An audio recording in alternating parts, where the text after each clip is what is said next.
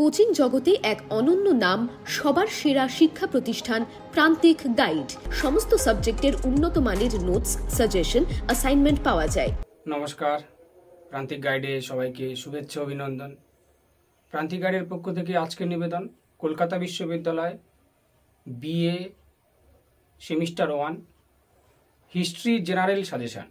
এই history paper যাদের minor বা এমডিসি বা জেনারেল হিসাবে রয়েছে তাদের জন্য এই সাজেশনটা খুবই গুরুত্বপূর্ণ। Calcutta university BA first semester minor MDC general history suggestion আমি দিয়ে দিচ্ছি। খাতায় লিখে নেবে, যে প্রশ্নগুলো আমি বলবো, যেগুলো আমি দেবো সেগুলোই করবে। এর বাইরে আর অতিরিক্ত কিছু করার দরকার নেই। আমি যে প্রশ্ন দেবো সেগুলোই তোমরা করবে। প্রান্তিক গাইডের সাজেশন মানে বেস্ট কোয়ালিটি নাম্বার 1 সাজেশন। আমি যেগুলো দেবো সেগুলো 100% কমন পাবে, 100% কমন। তাই অবশ্যই চ্যানেলের সঙ্গে থাকবে এবং প্রথম থেকে শেষ পর্যন্ত ভিডিওটা খুব মনোযোগ সহকারে শুনবে। আমি কি বলছি সেটা খুব ভালো করে ফলো করবে এবং চ্যানেলে নতুন হয়ে থাকলে অবশ্যই চ্যানেলটা সাবস্ক্রাইব করবে, বন্ধুদেরকে শেয়ার করবে। যে সাজেশন আমি দেবো সেগুলোই তোমরা পড়বে।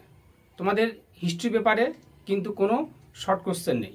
20, 10 আর 5 খুব কম প্রশ্নের সাজেশন কিন্তু আমি দেবো। প্রান্তিক গাইডের সাজেশন সবসময় এটা জানবে, সব থেকে কম প্রশ্নের সাজেশন একমাত্র আমি দিয়ে থাকি। সব থেকে কম প্রশ্ন, এত কম প্রশ্নের সাজেশন কেউ দিতে পারবে এবং 100% কমন। অবশ্যই তোমরা চ্যানেলের সঙ্গে থাকবে এবং প্রান্তিক গাইডের সাজেশনটা ফলো করবে। প্রান্তিক গাইডের সাজেশন ফলো করলে অন্য কোনো সাজেশন ফলো করার প্রয়োজনই পড়বে না। ভালো রেজাল্ট করতে গেলে অবশ্যই প্রান্তিক গাইডের সাজেশন ফলো করতে হবে। যারা অনলাইন ক্লাস করতে ইচ্ছুক অবশ্যই যোগাযোগ করবে। স্ক্রিনে এবং ডিসক্রিপশন বক্সে ফোন নাম্বার দেওয়া থাকবে, সংগ্রহ করে যোগাযোগ করবে, অনলাইন ক্লাস পেয়ে যাবে। তোমাদের যে এমডিসি হিস্ট্রিটা রয়েছে, এমডিসি বা মাইনর জেনারেল হিস্ট্রি যাদের রয়েছে, এই পেপারে কিন্তু কোনো শর্ট কোশ্চেন নেই। এই পেপারে পড়বে তোমাদের 20, 10 আর 5।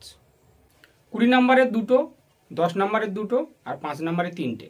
এই তোমাদের কোশ্চেন প্যাটার্ন। 20 নাম্বারের 2, 10 নাম্বারের 2 আর 5 নাম্বারের 3টে।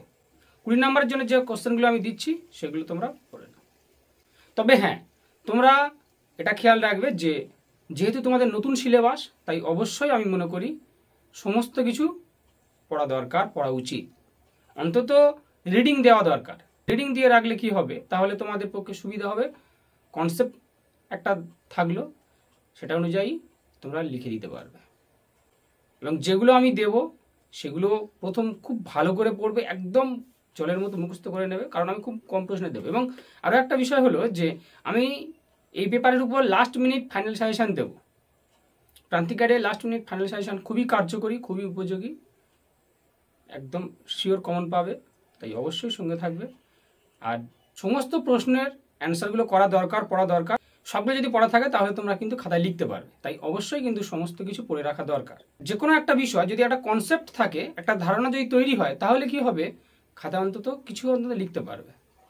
তাই অবশ্যই সমস্ত কিছু পড়ে রাখবে। অবশ্যই 20 নম্বরের যে কোশ্চেনগুলো আমি দিচ্ছি তোমরা লিখে নাও, তোমরা সেগুলোই পড়বে। খুব কম প্রশ্নই দিচ্ছি, আর এর উপর তো লাস্ট মিনিট ফাইনাল সেশন দেবই দেব। 20 নম্বরের জন্য লিখে নাও, প্রাচীন ভারতের ইতিহাস রচনার সাহিত্যিক উপাদানগুলি আলোচনা করো। প্রাচীন ভারতের ইতিহাস রচনার সাহিত্যিক উপাদানগুলি আলোচনা করো, অর্থাৎ দেশীয় সাহিত্যিক উপাদান এবং বৈদেশিক সাহিত্যিক উপাদান। পরবর্তী প্রশ্ন, প্রাচীন ভারতের ইতিহাস রচনায় প্রত্নতাত্ত্বিক উপাদানগুলি কী কী তা আলোচনা করো। প্রাচীন ভারতের ইতিহাস রচনায় প্রত্নতাত্ত্বিক উপাদান সম্পর্কে আলোচনা করো। পরের প্রশ্ন, হরপ্পা বা সিন্ধু সভ্যতার বৈশিষ্ট্য সম্পর্কে আলোচনা করো। হরপ্পা বা সিন্ধু সভ্যতার বৈশিষ্ট্য সম্পর্কে আলোচনা করো। পরের প্রশ্ন, সিন্ধু বা হরপ্পা সভ্যতার পতনের কারণ কী তা আলোচনা করো। পরের প্রশ্ন, আর্যদের আদি বাসস্থান সম্পর্কে যে বিতর্ক সে আলোচনা করো। আর্যদের আদি বাসস্থান সম্পর্কিত বিতর্ক সম্পর্কে আলোচনা করো। পরের প্রশ্ন, মগধের উত্থানের প্রেক্ষাপট আলোচনা করো। মগধ সাম্রাজ্যের উত্থানের প্রেক্ষাপট আলোচনা করো। খ্রিস্টপূর্ব 6ষ্ঠ শতকে প্রতিবাদী ধর্মীয় আন্দোলন সম্পর্কে আলোচনা করো। খ্রিস্টপূর্ব 6ষ্ঠ শতকে প্রতিবাদী ধর্মীয় আন্দোলন সম্পর্কে আলোচনা করো। এটার মধ্যে আবার গৌতম বুদ্ধ রয়েছে, অর্থাৎ বৌদ্ধ ধর্ম এবং জৈন ধর্মটাও করে রাখবে। বৌদ্ধ ধর্ম ও জৈন ধর্ম, অর্থাৎ গৌতম বুদ্ধ এবং মহাবীর সম্পর্কে এটাও একটু দেখে রাখবে। এবার যাবো 10 নম্বরের জন্য। দেখো, এই 10 তো 20তে আছে যেগুলো, সেগুলো আবার কেটে আবার 10এও চলে আসছে। যেমন লেখো, প্রাচীন ভারতের ইতিহাস রচনায় দেশীয় সাহিত্যিক উপাদান। তাহলে দেখো, সাহিত্যিক উপাদান ওখানে কিন্তু দেশীয় সাহিত্যিক উপাদান আর বৈদেশিক সাহিত্যিক উপাদান রয়েছে। 10 নম্বরের জন্য আমি দিচ্ছি বৈদেশিক সাহিত্যিক উপাদান। ওই 20 নম্বরের জন্য ওটা করলে এটা হয়ে যাবে, আলাদা করে কিছু করার দরকার নেই। আর দ্বিতীয় প্রশ্ন, প্রাচীন ভারতের ইতিহাস রচনায় লিপি ও মুদ্রার গুরুত্ব। দেখো, প্রত্নতাত্ত্বিক উপাদানেই নোটসটা রয়েছে, আলাদা করে কিছু করার দরকার নেই। লিপি ও মুদ্রার গুরুত্ব। পরের প্রশ্ন, নব্যপ্রস্তর যুগের জীবনযাত্রার বিবরণ দাও অথবা নবপ্রস্তর বিপ্লব বলতে কি বোঝো। নবপ্রস্তর যুগের জীবনযাত্রার বিবরণ দাও অথবা নবপ্রস্তর বিপ্লব বলতে কি বোঝো। পরের প্রশ্ন, প্রাচীন প্রস্তর যুগের ক্রমপর্যায় ও বৈশিষ্ট্যগুলি কি কি তা আলোচনা করো। প্রাচীন প্রস্তর যুগের ক্রমপর্যায় ও বৈশিষ্ট্যগুলি কি কি তা আলোচনা করো। পরের প্রশ্ন, ঋগ বৈদিক যুগে আর্যদের সামাজিক অর্থনৈতিক জীবন সম্পর্কে আলোচনা করো।